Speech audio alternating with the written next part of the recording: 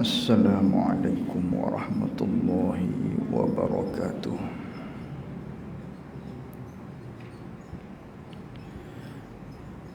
Bismillahirrahmanirrahim. Alhamdulillahi rabbil alamin.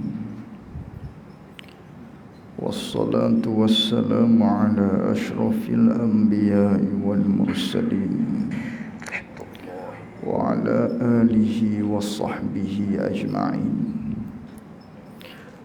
Allahumma faqihna fid din wa 'allimna ta'wilih. Allahumma faqihna fid din wa 'allimna ta'wilih. Allahumma faqihna fid din wa 'allimna ta'wilih. Allahumma nawwir qulubana binuri hidayatika kama nawwaltal arda binuri kasyamsika abadan abada birahmatika ya arhamar rahimin. Rabbi shrah li sadri wa yassir li amri wahlul 'uqdatam min lisani yafqahu qawli. Allahumma salli wa sallim ala sayyidina wa maulana Muhammad.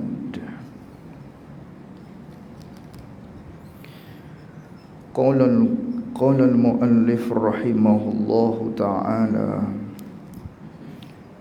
wa nafa'ana bi'ulumihi wa bi'ulumina fid darain amin.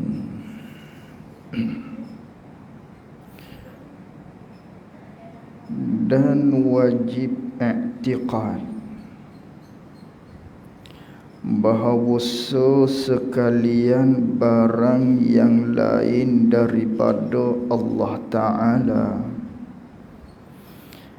dan segala sifatnya sifat Allah Ta'ala itu binasa sekaliannya, melainkan 10 perkara. Ini kesinambungan kita pada perbicaraan kitab Faridatul Faraid, di mana pada kali ini kita masuk pada perkara-perkara sam'iyat, perkara-perkara yang wajib kita beriman dengan dia, yang wajib kita yakini, yang mana ianya bukanlah daripada perkara-perkara yang boleh kita fikir dengan akal, bukan benda bangsa akliyat, benda hak boleh kita fikir, tidak. Tapi ianya merupakan perkara yang kita dengar daripada Nabi, daripada Rasul, daripada Allah, daripada syarak, maka kita wajib percaya dia. Nak fikir dia tak sampai. Itu dinamakan perkara-perkara sam'iyat. Lalu tu, di antara perkara-perkara sam'iyat yang wajib kita i'tiqad, maka kata pengarang rahimahullahu ta'ala, dan wajib i'tiqad, wajib kita kena pegang, wajib kita kena tahu, serta kita kena mengaku putuh di dalam hati kita. Apa dia?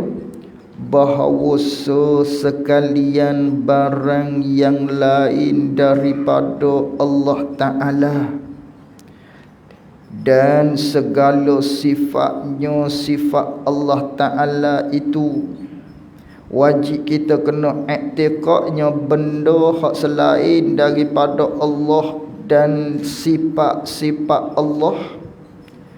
Wajib kita i'tiqad Allah dan sifat-sifat Allah lain daripada tu, lain daripada Allah, lain daripada sifat-sifat Allah, maka binasa sekalian perkara-perkara yang selain daripada Allah dan juga sifat-sifat Allah.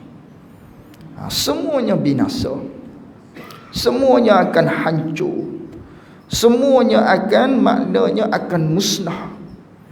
Sebagaimana Allah Ta'ala berfirman di dalam Al-Quran, kullu man 'alaiha fan. Setiap, maknanya tiap-tiap benda ialah musnah kesemuanya, hancur belaka. Maka wajib kita i'tiqad selain daripada Allah, selain daripada sifat-sifat Allah Subhanahu wa ta'ala, maka semua benda-benda lain daripada Allah dan sifat-sifat Allah binasa sekaliannya, hancur sekaliannya, musnah sekaliannya. Melainkan hak ni tak musnah, hak ni tak hancur. Tak hancur hak ni. Apa dia? 10 perkara. 10 perkara ni tidak hancur. Lain daripada tu, kalaulah ianya bukan Allah dan sifat-sifat Allah, hancur, binasa semua. Tapi 10 perkara ni tak hancur dia. Yang mana benda ni 10 perkara dikekalkan oleh Allah Subhanahu wa ta'ala. Dia panggil kekal aridi ataupun kekal muqayyad, kekal yang dikekalkan oleh Allah Ta'ala. Bukan jenis dia tu kekal, tidak, tapi Allah yang mengekalkan dia. 10 perkara ni kalau Allah Ta'ala tak beri kekal, binasa juga. Tapi Allah Ta'ala beri kekal dia. Apa dia 10 perkara yang Allah Ta'ala beri kekal? Allah Ta'ala kehendak mengekalkan benda ni dengan maknanya benda-benda lain semua binasa, hancur habis. Tapi 10 perkara ni tak binasa, tak hancur dia. Sampai kiamat tak hancur dia. Apa dia? Iaitulah ruh. Ni tak hancur sampai bila-bila, selama-lama tak hancur dia ni. Yang mana Allah yang memberi benda ni tak hancur. Maka yang pertama daripada 10 perkara yang tak binasa, maka di antaranya iaitulah yang pertamanya ruh. Ruh kita. Ruh kita ni tak hancur. Hak matinya, hak binasanya jasad. Jasad kita hancur. Kalau masuk dalam kubur, hancurlah, musnahlah. Maknanya tubuh badan kita. Adapun roh, hak ni tak acuh. Walau ditiup dengan sangka kala sekalipun, dia tak acuh 10 perkara ni. Dikecualikan oleh Allah Subhanahu wa ta'ala, tak acuh dia. Tu yang pertamanya roh. Dan ajbuz zana, tak acuh juga. Ajbuz zana ni kekal dia selama-lama. Ajbuz zana, hak lain daripada tu semua hancur. Adapun ajbuz zana tak hancur. Apa itu ajbuz zana? Ajbuz zana ni apa? Cuba kita tengok pada angka yang kedua. Mungkin di luar kotak. Qauluhu ajbuz zana, iaitulah satu tulang. Ajbuz zana ni ialah satu tulang yang amat kecil. Tulang ni kecil saja. Tulang ni kecilnya tulang ni tulang ajbuz zana ni kecil dia sebesar biji sawi.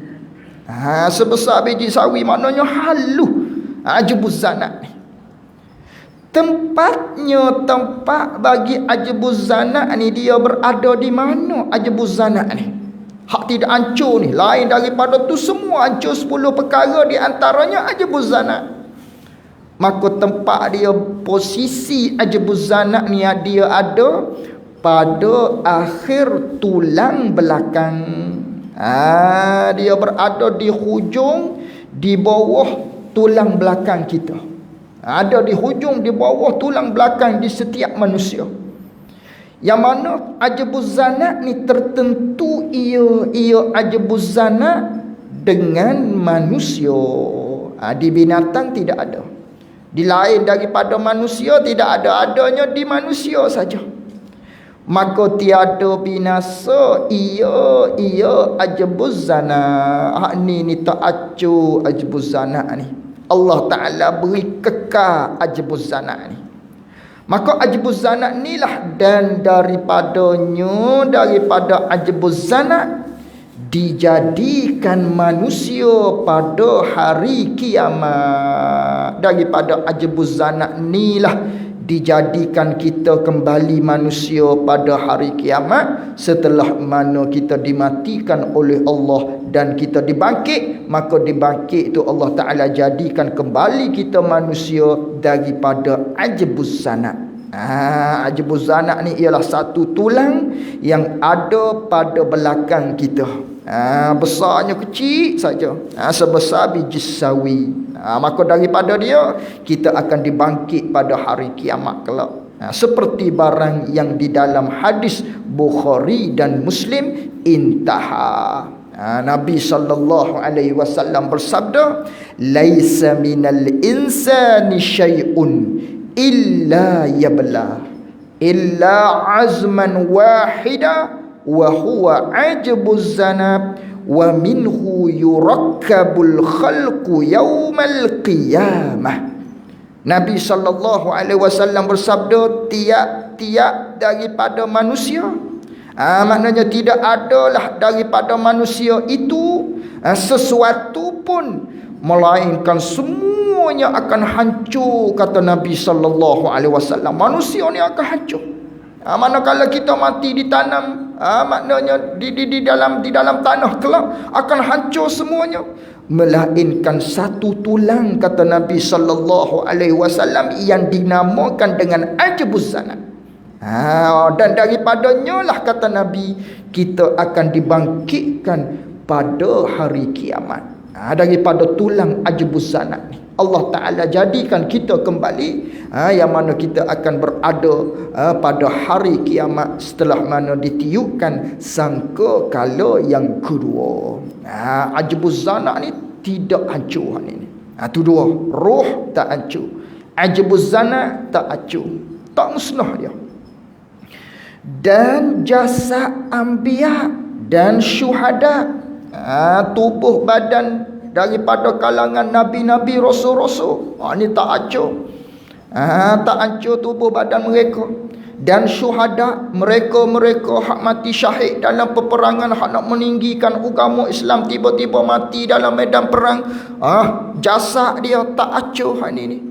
Kerana itulah ada pembuktian di antaranya, maknanya berita-berita, manakala nak dikorek, nak ditukar kubur, misalnya nak dibungkam oleh satu-satu kerajaan ataupun satu-satu manusia, bila digali-gali, tengok masih elok lagi mayat.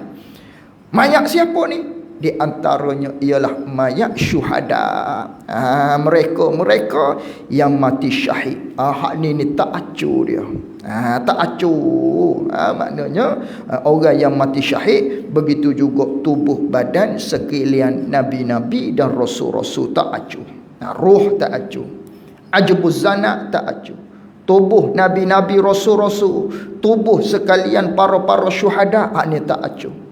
Dan arash, tak hancur juga arash ni. Arash ni ialah satu makhluk Allah Ta'ala yang Allah Ta'ala jadikan, yang mana arash ni ialah satu makhluk yang paling besar, dijadikan daripada nur yang meliputi sekalian alam ni.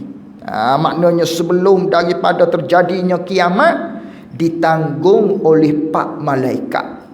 Apabila berlakunya kiamat, ditanggung oleh 8 malaikat. Itu arash, satu makhluk Allah yang paling besar. Itu pun tak hancur juga. Allah Ta'ala beri kekal dia. Tapi dia ada permulaan. Siapa yang menjadikan dia? Allah. Tapi sebelah balik musnah, oh tidak, kekal dia. Kekal aridi namanya. Kekal muqayyad, kekal yang dikekalkan oleh Allah Subhanahu wa taala. Itu arash. Dan kursi. Kursi ni pun satu makhluk Allah Taala, namanya kursi. Satu makhluk Allah Taala. Pun maknanya tidak hancur juga, tak binasa juga kursi ni. Dan luh mahfuz, tempat catatan segala takdir manusia yang dicatat di luh mahfuz. Segala catatan-catatan kita semuanya telah tercatat di luh mahfuz. Luh mahfuz ni pun tak hancur juga, tak binasa juga, dikekalkan oleh Allah Subhanahu wa taala. Dan qalam makhluk Allah Taala tak hancur juga, nama qalam. Dan syurga dan neraka, ini 10 perkara ini dikekalkan oleh Allah Subhanahu wa taala. Dia panggil kekal muqayyad ataupun kekal aridi. Kekal yang dikekalkan oleh Allah Subhanahu wa taala. Siapa beri kekal? Allah. Allah yang beri kekal akan 10 perkara ni, tak hancur. Hak lain daripada tu semuanya akan hancur. Semuanya akan hancur. Hak makhluk hak tak hancurnya, ni 10 perkara ni. Habis itu. Itu wajib kita i'tiqad. Dan bahawasanya tiada mengetahuikan hakikat roh itu, melainkan yang hanya tahu bagaimana ke hakikat sebenar-benar roh ni, melainkan Allah Ta'ala. Dah tadi dia kata roh ni maknanya kekal dia. Allah Ta'ala beri kekal, tak binasa dia. Lain daripada tu semua akan binasa, tapi roh tak binasa. Roh ni apa? Roh ni seolah-olah orang tanya. Maka roh ni tidak ada siapa yang dapat tahu akan hakikat realiti ataupun sebenar-benarnya roh ni macam mana. Hanya Allah Subhanahu wa taala sajalah yang tahu. Yang lain daripada Allah tak tahu bagaimana roh. Hatta baginda Nabi kita Muhammad sallallahu alaihi wasallam, yang mana ada kelompok Yahudi mari tanya Nabi sallallahu alaihi wasallam, mari tanya nak teh, nak cuba Nabi ni, adakah ni ialah Nabi senguti kah ataupun tidak. Kerana di kitab-kitab mereka telah menyatakan kalaulah Nabi ni ialah Nabi yang sungguh-sungguh, kalaulah Muhammad ni ialah hak sebenar-benar Nabi di akhir zaman, pasti dia tidak akan jawab. Pasti dia tidak akan tahu bagaimanakah hakikat roh. Kerana nabi-nabi kami, nabi-nabi hak terdahulu semuanya tak tahu. Dan diceritakan di dalam kitab-kitab mereka. Dia pun nak teh. Maka dia bertemu dengan Nabi kita sallallahu alaihi wasallam, tanya tentang roh. Lalu tu turun wahyu, Allah Ta'ala ajar. Maknanya ayatnya kulir ruh min amri rabbi wa yas'alunaka 'anir ruh kulir ruh min amri rabbi. Allah Ta'ala ajar Nabi kita, Muhammad, ya Rasulullah, selagi akan ditanya engkau oleh puak-puak mereka tentang ruh. Puak-puak mereka lah mari ni, dia akan tanya kamu tentang ruh. Maka engkau jawablah, ya Rasulullah, ya Muhammad, ruh-ruh ni ialah urusan Tuhan aku. Tu urusan Allah. Semuanya tak tahu hakikat roh. Yang tahunya hanya Allah Subhanahu wa taala. Maka setengah daripada puak-puak mereka ada yang beriman, ada yang tidak beriman. Hak banyaknya tak beriman. Kerana apa? Kerana Nabi ni maknanya daripada keturunan Bani Ismail. Daripada anak cucu Nabi Ibrahim. Tidak daripada puak-puak mereka Bani Israel. Tak mengaku pak sudah. Tapi dia tahu bahawa Muhammad, bahawa Nabi kita sallallahu alaihi wasallam ialah rasul yang sebenar, dia tahu, tapi dia tidak mengaku. Kerana kesombongan tadi. Kerana tidak daripada keturunan mereka. Tu puak-puak Yahudi. Tu roh. Tidak ada yang siapa tahu akan hakikat melainkan Allah Subhanahu wa taala. Dan wajib beriman. Masuk dalam kata wajib beriman lagi. Wajib kita beriman, wajib kita i'tiqad, sama je. I'tiqad, wajib beriman, sama saja. Tu dia panggil nak ubah ibarat, nak suruh kita tak puas. Tafannu bil ibarah. Ubah cakapan tu nak suruh kita tak puas. Tadi dia kata dan wajib i'tiqad. Kali ni pula kata dan wajib beriman. Apa beza i'tiqad dengan beriman? Hak tula. Hak sama saja, tak ada beza. Cuma ubah ibarat saja, supaya kita galik belajar. Tadi kata i'tiqad, hak ni kata beriman pula. Jadi di antara hak wajib kita beriman, hak wajib kita i'tiqad, hak wajib kita tasdik di hati kita, hak wajib kita benar di hati kitanya, di antaranya lagi dengan bahawa mati itu tu, mati ni wajib kita i'tiqad dengan perintahan Allah Ta'ala. Mati ni ialah satu benda, maknanya bukanlah benda ni boleh kita sengaja dia, tidak. Benda ni ialah benda hak ditentukan oleh Allah. Benda daripada suruhan Allah. Allah hak tetap bila kita akan mati. Maknanya begitu, benda perintahan Allah. Tu mati. Mati ni ialah benda perintahan Allah, suruhan Allah. Allah hak tentu, Allah hak tetapkan mati ni. Dan tak dapat tiada. Mesti maknanya bagi tiap-tiap makhluk ni, tiap-tiap ciptaan Allah, manusia lah ataupun binatang ke, daripada mati. Kullu nafsin za'iqatul maut. Tiap-tiap yang bernyawa pasti akan mati. Mesti akan mati. Itu wajib kita i'tiqad. Ada pun orang yang beriman, dia tahu akan mati. Kerana atas dasar adat berlaku turun temurun, maknanya mati dia duk tengok dengan mata kepala dia, tuk-tuk nenek dia semua akan mati. Maka dia orang yang tidak beriman, orang kafir ni, mati ni ialah berdasarkan pada adat turun temurun hak dia duk tengok dengan mata kepala dia. Adapun kita orang yang beriman tak, mati ni ialah urusan agama. Wajib kita beriman hak ni khija Allah Subhanahu wa taala. Allah Taala tentu belaka dah semuanya akan mati. Tak dapat tidak, mesti akan mati. Tu kita orang yang beriman begitu. Dan bahawa malakul maut, boleh kita baca malikil maut. Tapi hak lebih maknanya bertepatan ialah malakul maut, iaitulah malaikat Israel. Kalau kita baca malakul maut, maksudnya satu malaikat yang tugas dia cabut nyawa, namanya malaikat Israel. Kalau baca malikil maut, ketua bagi malaikat yang mencabut nyawa.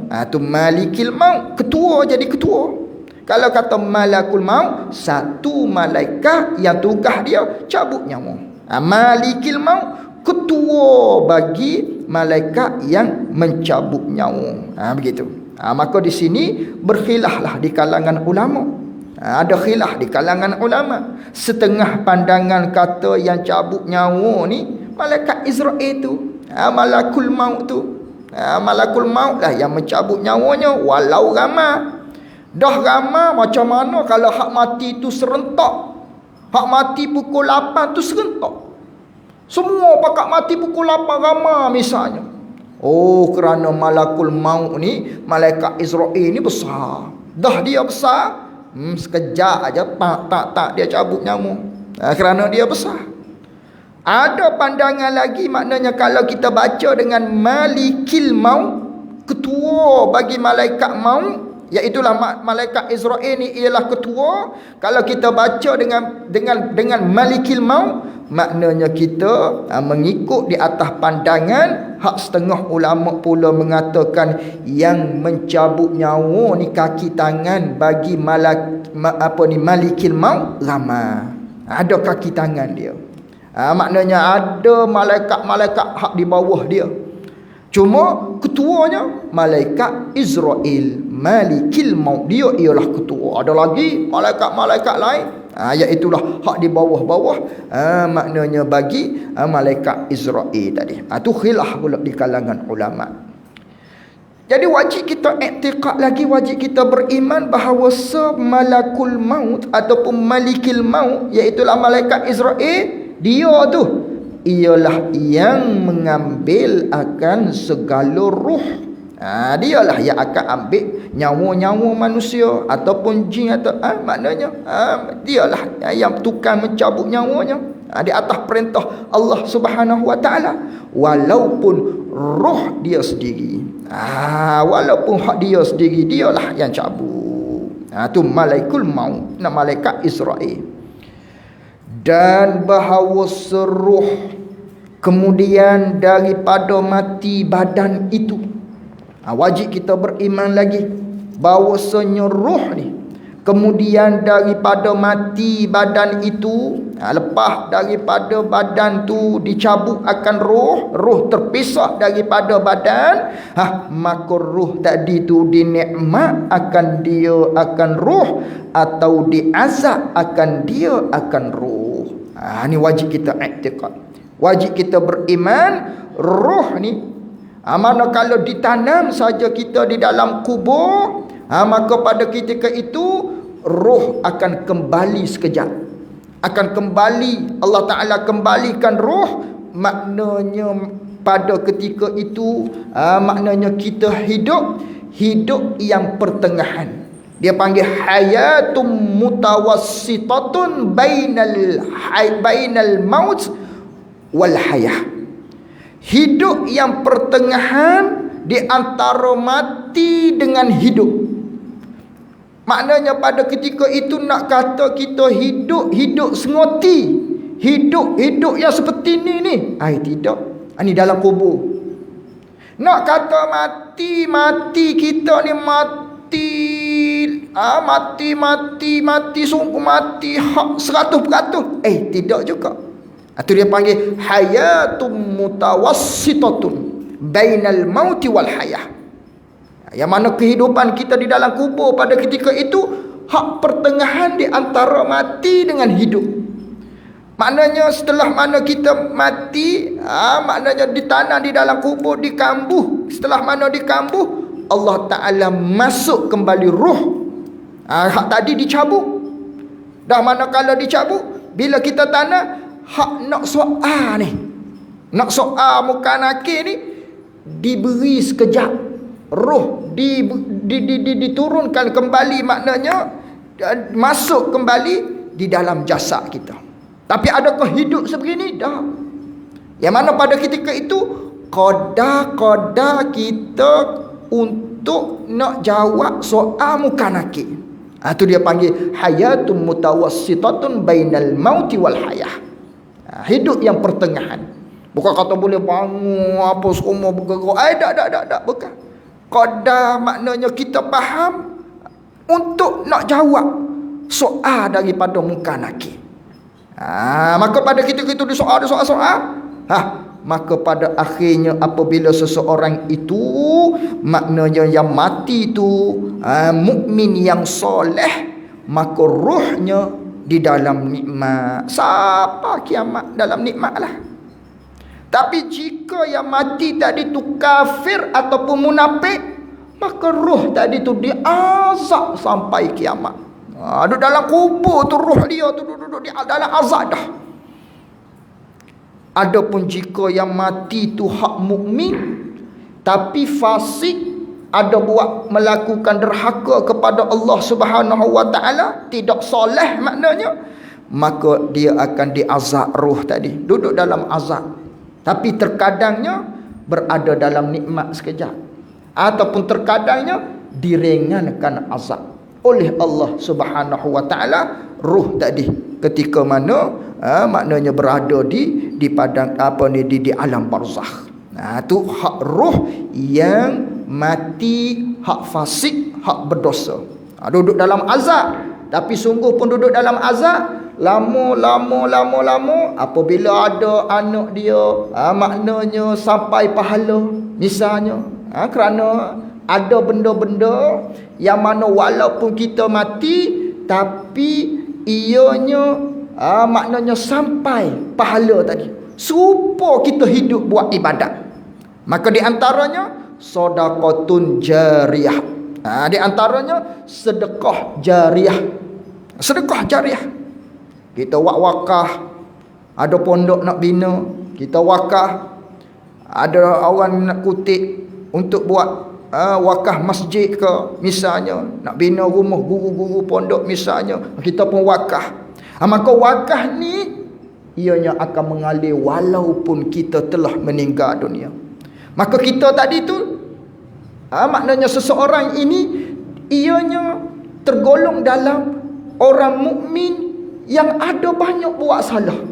Maka oleh kerana ada dia melakukan amal ketika mana dia hidup, yang mana amal ni tidak terhenti dengan mati, walaupun mati seolah-olah seperti dia buat amal. Umpamanya sedekah jariah.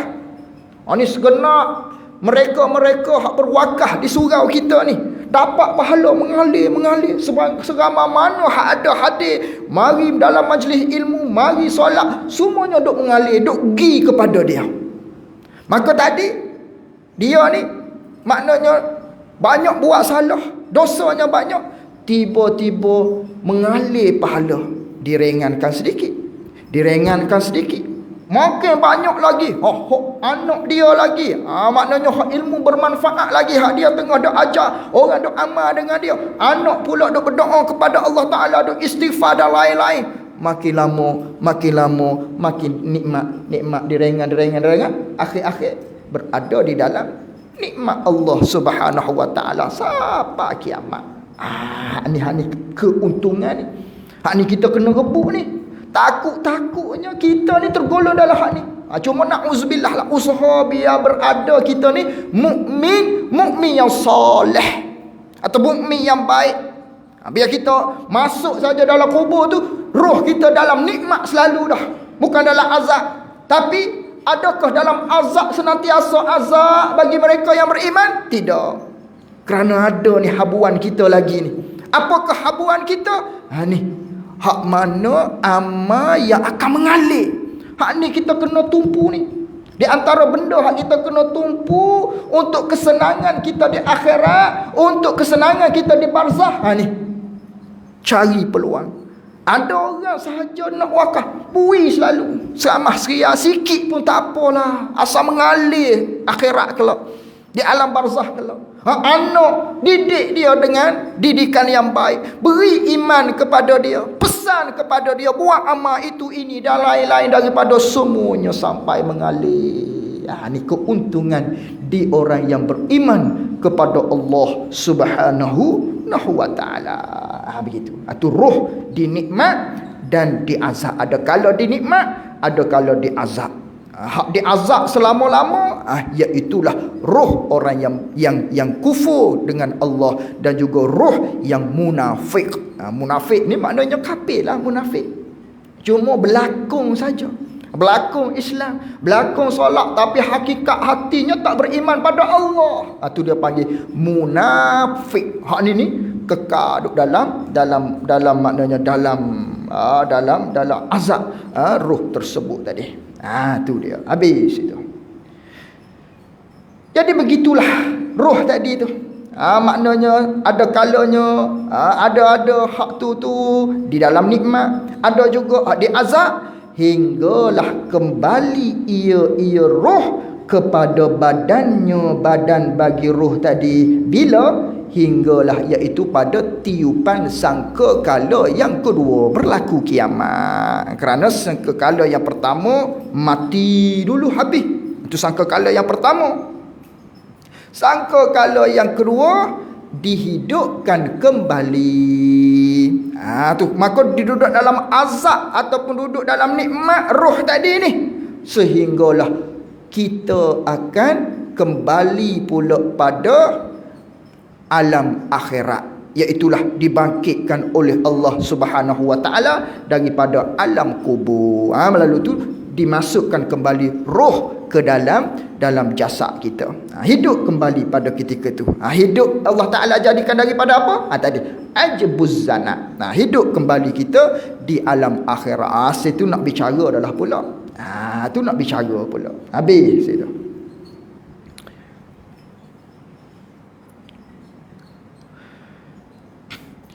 Dan bahawasanya tiada mati seseorang.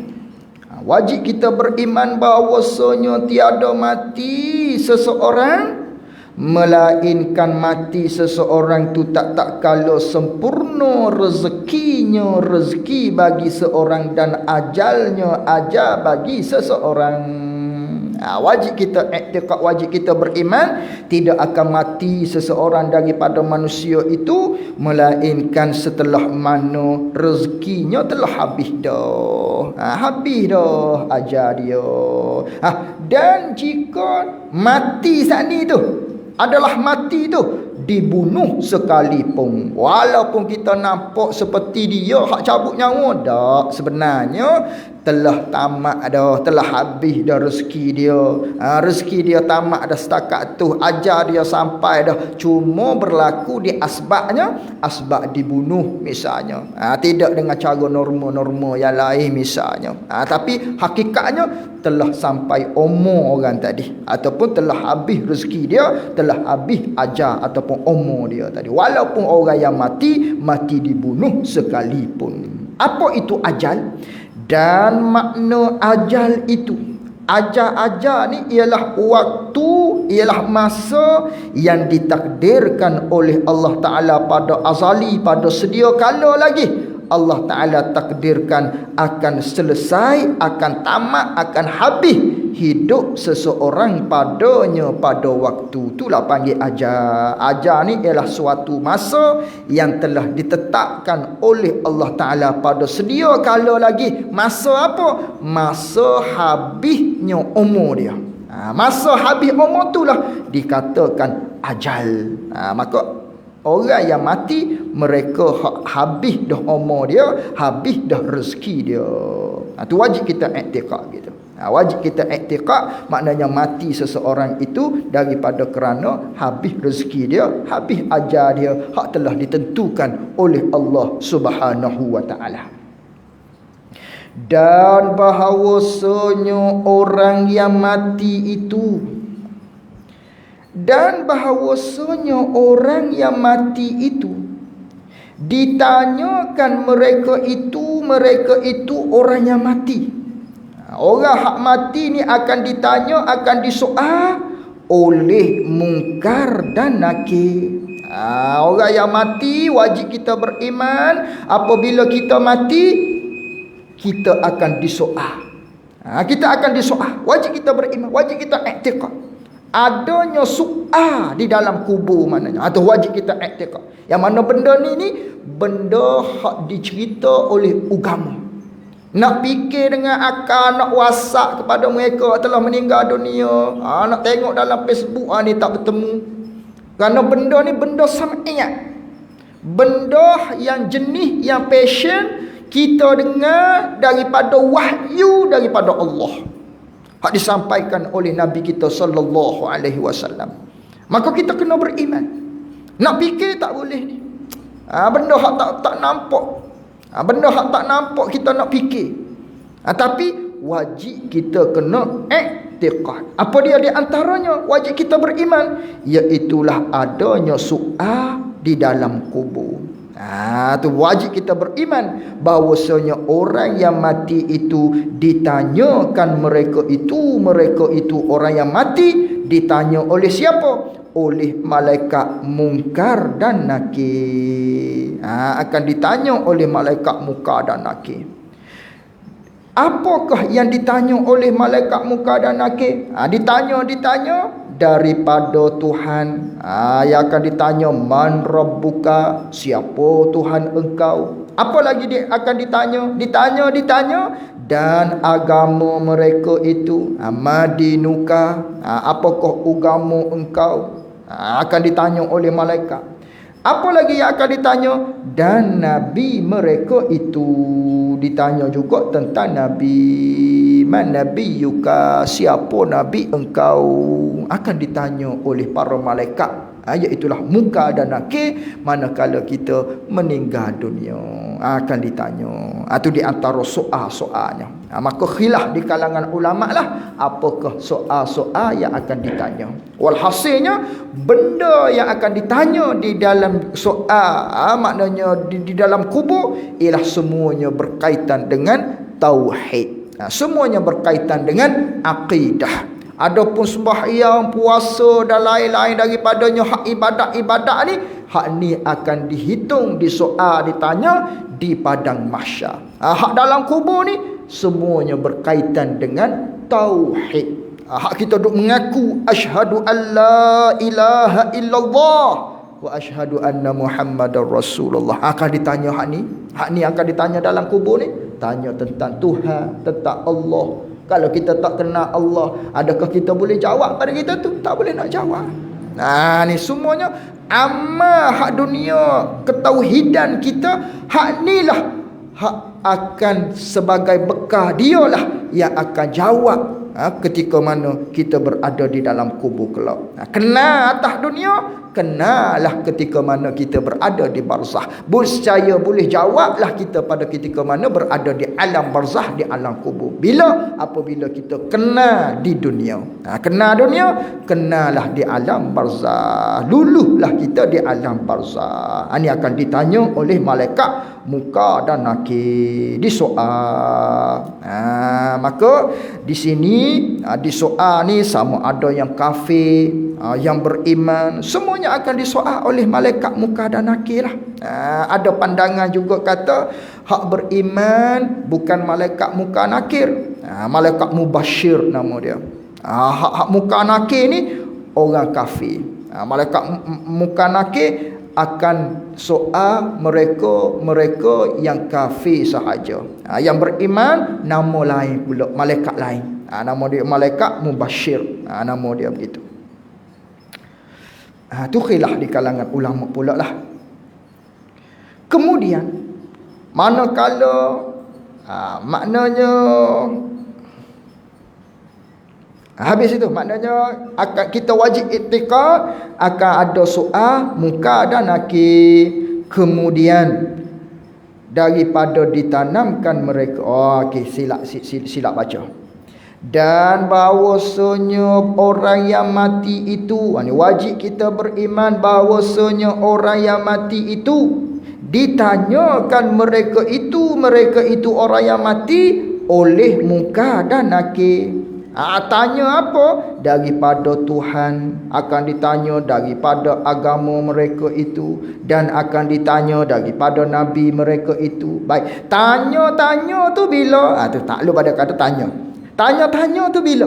Kemudian daripada ditanamkan mereka itu orang yang mati. Tanya soal tadi tu oleh Munkar Nakir ni ialah selepas daripada ditanamkan kita. Manakala kita mati di tanah, manakala pada ketika itulah akan ditanya juga mereka hak tak kena tanam, sama juga. Cuma atas golik saja manusia apabila mati ditanam.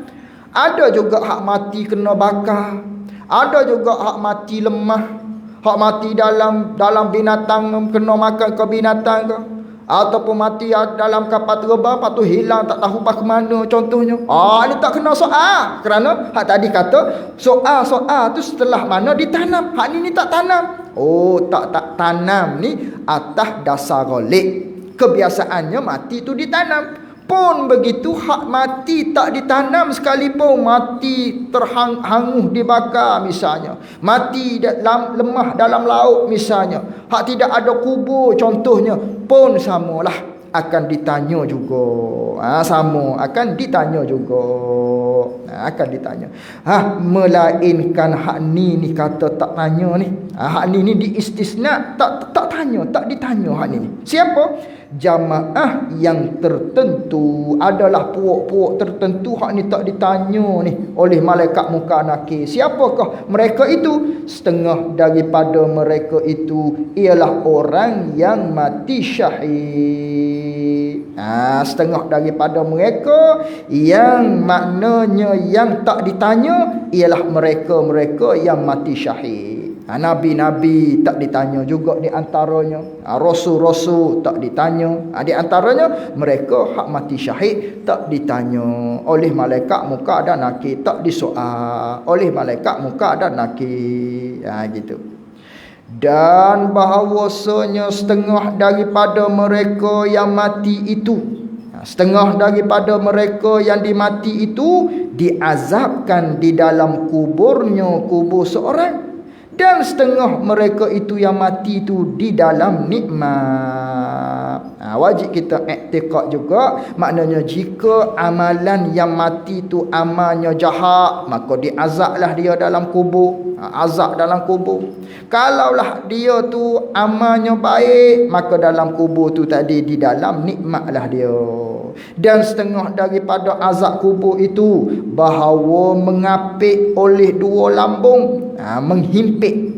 Setengah daripada azab kubur ialah dihimpit oleh dua lambung kubur, yakni dua tepi kubur kanan dan kiri, mengapik tubuh kita ni hingga berselisih segala tulang rusuknya, rusuk bagi seorang yang mati tadi. Maknanya setengah daripada azab kubur. Azab kubur ni banyak. Manakala seseorang itu mati bawa bekal amal jahat, maka diazab. Setengah daripada azab di dalam kubur ialah himpitan kubur. Ada lagi azab lain, ular, kala jengking dan lain-lain daripadanya. Hak di antaranya dihimpit oleh dua lambung kubur, dua tepi kubur, maknanya kanan dan kiri dikepit, dihimpit, sehingga kan tulang mayat tadi tu jadi berselisih. Apa maksud berselisih? Maknanya hak kanan masuk, hak kiri masuk, jadi seolah-olah jadi satu. Dah tulang rusuk tadi, dia ada belah-belah, celah-celah, maka bila dihimpit dia akan jadi kerat. Dia akan jadi satu. Ini nak ceritanya dahsyatnya himpitan kubur tadi, sehingga berselisih tulang rusuk. Dan tiada lepaslah daripada himpitan kubur ni, melainkan mereka beberapa orang yang diistisnakan, iaitulah seperti orang yang membaca surah Al-Ikhlas di dalam sakit matinya. Ini diistisna, dikecuali. Ada di antara mereka hak tak kena himpitan kubur. Yang mana himpitan kubur ni ada kalanya ada yang selamat, ada kalanya ada yang kena, ada kalanya ada yang kena tapi bukan diazab. Himpitan kubur tadi dia panggil himpitan manja. Ada 3 jenis, 3 kategori mereka yang berada dalam kubur ni. Yang pertama, dihimpit, diseksa sehingga berselisih tulang rusuk. Yang kedua, tak kena langsung. Yang ketiga, kena tapi himpitan yang manja. Maka hak tak kena daripada himpitan kubur ni di antaranya Tentulah nabi-nabi, rasul-rasul, aulia-aulia. Di antaranya juga ialah mereka yang membaca surah Al-Ikhlas. Bila tak kala nak datang kematian kepadanya. Nampak dia duk nak mati sikit-sikit lagi nak mati, contohnya dia rasalah orang hak tengah nak sakit ni. Jadi manakala dia duk uzur tadi tu, lidah dia senantiasa duk baca Bismillahirrahmanirrahim. Qul huwallahu ahad, Allahus samad, lam yalid wa lam yulad wa lam yakul lahu kufuwan ahad. Baca lagi, ulang lagi, ulang lagi, ulang lagi, ulang lagi, ulang lagi, ulang lagi. Akhir-akhirnya mati dalam keadaan kekal dia membaca surah Al-Ikhlas. Maka orang ini selamat daripada azab kubur. Di antara azab kubur ialah himpitan kubur. Ini orang yang senantiasa baca surah Al-Ikhlas ketika mana sakit nak mati. Baca. Ini satu ilmu kepada kita ni. Kita baca. Maknanya kita ketika mana kita sakit, sakit yang nak membawa kepada mati, lazimkan baca surah Al-Ikhlas. Biar kita mati dalam keadaan lidah kita duduk baca surah Al-Ikhlas. Kata ulama lagi, kita baca 100 kali. Surah Al-Ikhlas tadi baca 100 kali. Masuk dalam kata hak ni. Masuk dalam kata orang yang mati diistisna dikecuali daripada terkena himpitan kubur. Baca 100 kali ketika mana dia sakit nak mati tadi, ataupun melazimi sehingga dia mati. Ini orang yang bebas, tak kena daripada azab kubur ataupun daripada himpitan kubur. Dan bahawasanya dibangkitkan mereka itu pada hari kiamat. Wallahu alam. Berpindah pula kita kepada alam akhirat. Tadi baru masuk pada alam barzah. Benda-benda yang akan berlaku di dalam peristiwa di dalam kubur, dia panggil alam barzah. Maka masuk pula kepada alam yang seterusnya, iaitulah alam akhirat. Wallahu a'lam wa ilmuhu wa atam. Jazakumullahu khairan jazak. Assalamualaikum warahmatullahi wabarakatuh.